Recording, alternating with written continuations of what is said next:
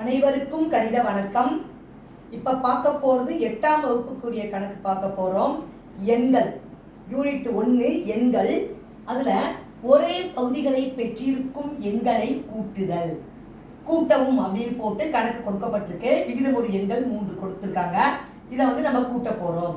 தலைப்பு என்னது? இது ஒரே பகுதி ஒரே எண்ணாக இருக்குது. அப்படி கொடுக்கப்படும் பொழுது முதல்ல எந்த கணக்கையுமே விகிதமுறு எண்களை கொடுக்கப்பட்ட விகிதமுறு எண்களை திட்ட வடிவில் எழுதின பிறகு நம்ம இந்த கணக்கை செய்யணும்.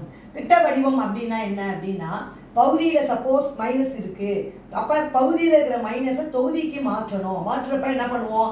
-1ஆல மேலையும் கீழையும் பெருக்கணும்னா அது பகுதியில் இருக்கிற மைனஸ் தொகுதிக்கு வந்துடும். இப்போ இந்த கணக்கை பொறுத்த வரைக்கும் ஒரே பகுதியுடைய விகிதமுறு எண்களை கூட்ட போகிறோம். இப்போ பாருங்க, கொடுக்கப்பட்ட கணக்கு -6/11 + 8/11 + -12/11 இதான் கொடுக்கப்பட்ட கணக்கு. இந்த கணக்கை பொறுத்த வரைக்கும் பகுதியெல்லாம் பார்த்தீங்கன்னா ஒரே எண்ணை பெற்றிருக்கு. அப்போ அந்த பகுதியோட எண் என்ன? 11. பகுதி ஒரே எண்ணாக இருக்கும் பொழுது பகுதியை அப்படியே எழுதிட்டு தொகுதியை மட்டும் நம்ம என்ன செய்யணும்? கூட்டி ஆன்சரை போடணும். இப்போ பாருங்க, -6 + 8 -12/11. இப்போ பார்த்தீங்கன்னா 2 குறை விகிதமுறு எண் இருக்கு. இந்த -6ஐயும் -12ஐயும் கூட்டும் பொழுது -18 + 8/11. அடுத்த ஸ்டெப் என்ன செய்வோம்? வேறுபட்ட குறியீட்டை என்ன செய்யணும்? முழுக்கல்ல பெரிய நம்பர்லேருந்து சிறிய நம்பரை கழிச்சிட்டு பெரிய எண்ணிற்குரிய குறியீடை இட வேண்டும்.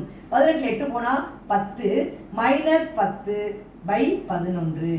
இதுதான் இந்த கணக்குக்குரிய விடையாகும். Therefore -6/11 + 8/11 + -12/11 is equal to -10/11 அப்படிங்கிற விடை நமக்கு இந்த கணக்கில் கிடைச்சிருக்கு. புரிஞ்சுங்களா?